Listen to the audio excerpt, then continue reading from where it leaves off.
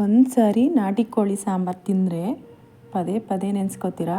ಅದರಲ್ಲೂ ಹಾಸನ ಹೊಳೆನರಸೀಪುರ ಕಡೆ, ಅದರಲ್ಲೂ ಹಳ್ಳಿಯಲ್ಲಿ ಪ್ಯೂರ್ ನಾಟಿ ಬೆಣ್ಣೆ ಹಾಕಿ ಮಾಡುವಂಥ ಬೆಣ್ಣೆಲಿ ನಾಟಿ ಕೋಳಿ ಸಾಂಬಾರು ಮಾಡಿ ತಿನ್ನೋದ್ರಿಂದ ತುಂಬಾ ರುಚಿಯಾಗಿ ಬರುತ್ತೆ. ಒಂದು ಸಲ ಟ್ರೈ ಮಾಡಿ ನೋಡಿ. ಈಗ ಮಾಡುವ ವಿಧಾನ ಹೇಗೆ ಅಂತ ತಿಳಿಸ್ಕೊಡ್ತೀನಿ. ಮೊದಲನೇದಾಗಿ ಅರ್ಧ ಕಟ್ಟು ಕೊತ್ತಂಬರಿ ಸೊಪ್ಪು, ಸಣ್ಣ ಈರುಳ್ಳಿ ಆದರೆ 3ರಿಂದ 4, ದೊಡ್ಡ ಈರುಳ್ಳಿ ಆದರೆ 2 ಸಾಕು. ಅದರಲ್ಲೂ ಈರುಳ್ಳಿನ ಕಡಿಮೆ ಹಾಕಿ ಮಾಡಿ ತುಂಬಾ ರುಚಿಯಾಗಿರುತ್ತೆ. 4 ಹಸಿಮೆಣಸಿಕಾಯಿ, 2 ಇಂಚು ಅಷ್ಟು ಶುಂಠಿ ಹಾಕ್ಕೊಳ್ಳಿ. ಆದಷ್ಟು ಶುಂಠಿ ಕಡಿಮೆ ಮಾಡ್ಕೊಳ್ಳಿ. 6ರಿಂದ 7 ಬೆಳ್ಳುಳ್ಳಿನ ಹಾಕ್ಕೊಳ್ಳಿ. ಬೆಳ್ಳುಳ್ಳಿ ಎಷ್ಟು ಹಾಕೋತೀವೋ ಅಷ್ಟು ಸಾಂಬಾರು ತುಂಬಾ ಟೇಸ್ಟಿಯಾಗಿ ಬರುತ್ತೆ. ಕಾಯಿ ಮಸಾಲೆಗೆ ಬೇಕಾಗುವಂಥ ಪದಾರ್ಥ: 1 ಹೋಳು ತೆಂಗಿನಕಾಯಿ, 1.5 ಸ್ಪೂನ್ ಆಗುವಷ್ಟು ಹುರಿಗಡಲೆ, 4 ಇಂಚು ಚಕ್ಕೆ, 4ರಿಂದ 5 ಲವಂಗ, 1 ಟೇಬಲ್ ಸ್ಪೂನ್ ಆಗುವಷ್ಟು ಗಸಗಸೆ. ಇಷ್ಟನ್ನು ರೆಡಿ ಮಾಡ್ಕೋಬೇಕು. ಮತ್ತು ಶುಂಠಿ, ಬೆಳ್ಳುಳ್ಳಿ, ಈರುಳ್ಳಿ ಇಷ್ಟನ್ನೂ ಮಿಕ್ಸಿ ಜಾರ್ಗೆ ಹಾಕಿ 1 ಟೇಬಲ್ ಸ್ಪೂನ್ ಆಗುವಷ್ಟು ಅರಿಶಿನ, ಅರ್ಧ ಸ್ಪೂನ್ ಆಗುವಷ್ಟು ಮೆಣಸು, ಕಾಳು ಮೆಣಸು ಮತ್ತು ನೀರನ್ನು ಹಾಕಿ ಪೇಸ್ಟ್ ಮಾಡಿ ಇಟ್ಕೊಬೇಕು. ಈ ರೀತಿ ನೈಸಾಗಿ ಪೇಸ್ಟ್ ಮಾಡಿ ಇಟ್ಕೊಬೇಕು. ಇಲ್ಲಿ ನಾನು 1.5 kg ಆಗೋಷ್ಟು ನಾಟಿ ಕೋಳಿನ ನೀಟಾಗಿ ವಾಶ್ ಮಾಡಿ ಎತ್ತಿಟ್ಕೊಂಡಿದ್ದೀನಿ. ಇದನ್ನು ಮನೆಯಲ್ಲೇ ಕಟ್ ಮಾಡಿರೋಂಥದ್ದು. ಮೊದಲನೇದಾಗಿ ಗ್ಯಾಸ್ ಆನ್ ಮಾಡಿಕೊಂಡು ಒಂದು ಕುಕ್ಕರ್ನ ಇಟ್ಕೊಳ್ಳಿ. ಕುಕ್ಕರ್ ಬಿಸಿ ಆದ ತಕ್ಷಣ ಪ್ಯೂರ್ ಹಳ್ಳಿ ನಾಟಿ ಬೆಣ್ಣೆನ ಹಾಕಿ ಕರಗಲಿಕ್ಕೆ ಬಿಡಿ.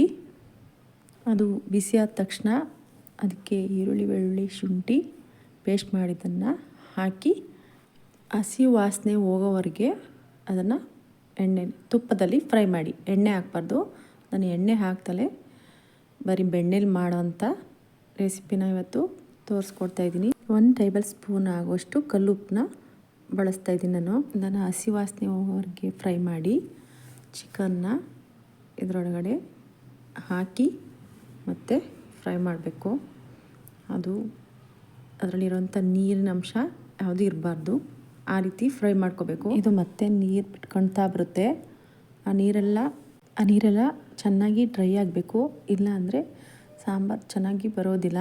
ಆದಷ್ಟು ನೀರನ್ನ ಡ್ರೈ ಮಾಡಿ ಮತ್ತು ಮಸಾಲೆಗೆ ಕಾಯಿ, ಕಡಲೆ ಇಷ್ಟನ್ನು ಹಾಕಿ ಪೇಸ್ಟ್ ಮಾಡ್ಕೊಬೇಕು. ಈ ಮಸಾಲೆ ಎಷ್ಟು ಚೆನ್ನಾಗಿ ಮಿಕ್ಸಿ ಮಾಡ್ಕೋತೀವೋ ಅಷ್ಟು ತುಂಬಾ ಚೆನ್ನಾಗಿರುತ್ತೆ ಸಾಂಬಾರು. ನೋಡಿ, ಚಿಕನ್ನಲ್ಲಿರುವಂಥ ನೀರು ಡ್ರೈ ಆಗ್ತಾ ಬರ್ತಾಯಿದೆ. ಡ್ರೈ ಆದಮೇಲೆ ಹಳ್ಳಿಯಲ್ಲಿ ಮಾಡುವ ಧನಿಯಾ ಪೌಡರ್ನ ಹೇಗೆ ಮಾಡೋದು ಅಂತ ನೆಕ್ಸ್ಟ್ ವೀಡಿಯೋದಲ್ಲಿ ತಿಳಿಸ್ಕೊಡ್ತೀನಿ. 2 ಸ್ಪೂನ್ ಆಗುವಷ್ಟು ಧನಿಯಾ ಪುಡಿನ ಹಾಕಬೇಕು. 2 ಸ್ಪೂನ್ ಆಗುವಷ್ಟು ಧನಿಯಾ ಪೌಡರ್ನ ಹಾಕಿ ಮತ್ತು ಅದನ್ನು ತಿರುಗಿಸ್ತಾ ಬರಬೇಕು. ಮತ್ತು ಅದಾದಮೇಲೆ 1.5 ಟೇಬಲ್ ಸ್ಪೂನ್ ಆಗುವಷ್ಟು ಚಿಲ್ಲಿ ಪೌಡರ್ನ, ಮನೇಲೆ ಮಾಡಿರೋಂಥ ಚಿಲ್ಲಿ ಪೌಡರ್ನ ಹಾಕಿ ಚೆನ್ನಾಗಿ ಮಿಕ್ಸ್ ಮಾಡಬೇಕು. ಮಟನ್ಗೆ ಖಾರ ತುಂಬಾ ಹಿಡಿಬೇಕು. ಇಲ್ಲಾಂದರೆ ನಾವು ಯಾವ ರೀತಿ ಸ್ಟೆಪ್ ಬೈ ಸ್ಟೆಪ್ ಫಾಲೋ ಮಾಡ್ತೀವೋ ಆವಾಗಲೇ ತುಂಬಾ ರುಚಿಯಾಗಿ ಬರುತ್ತೆ ಸಾಂಬಾರು. ಟ್ರೈ ಮಾಡಿ ನೋಡಿ. ಈ ರೀತಿ ಮಿಕ್ಸ್ ಮಾಡ್ತಲೇ ಬರಬೇಕು. ಹೈ ಫ್ಲೇಮಲ್ಲಿ ಇಟ್ಕೊಂಡು ಮಿಕ್ಸ್ ಮಾಡಿ ಒಂದು ಅರ್ಧ ಲೋಟ ಆಗುವಷ್ಟು ನೀರನ್ನ ಹಾಕಿ ಮತ್ತೆ ತಿರುಗಿಸ್ತಾ ಚೆನ್ನಾಗಿ ಫ್ರೈ ಮಾಡಬೇಕು. ಫ್ರೈ ಮಾಡೋದು ಹೇಗೆ ಅಂದರೆ ಚಿಕನ್ಗೆ ಹಾಗೆಯೇ ಖಾರ ಅಂಟ್ತಾ ಬರಬೇಕು. ಅಲ್ಲಿವರೆಗೂ ಚೆನ್ನಾಗಿ ಫ್ರೈ ಮಾಡಬೇಕು. ಫ್ರೈ ಮಾಡಿದಷ್ಟು ತುಂಬಾ ರುಚಿಯಾಗಿ ಬರುತ್ತೆ. ನೆಕ್ಸ್ಟು ಅದಕ್ಕೆ ಕಾಯಿ ಮಸಾಲೆ ಆಡಿಸಿದಂಥ ಮಸಾಲೆನ ಹಾಕಿ ಸ್ವಲ್ಪ ಹಸಿ ವಾಸನೆ ಹೋಗೋವರೆಗೆ ಬೇಯಿಸಿ ಅದನ್ನು ಮತ್ತೆ ನೀರು ಹಾಕಿ ಎಷ್ಟು ಬೇಕೋ ಅಷ್ಟು ನೀರು ಹಾಕೊಳ್ಳಿ. ನಿಮಗೆ ಎಷ್ಟು ಬೇಕೋ ಅಷ್ಟು ನೀರು ಹಾಕ್ಕೊಂಡು ಅದನ್ನು ಕುದಿಲಿಕ್ಕೆ ಬಿಡಿ.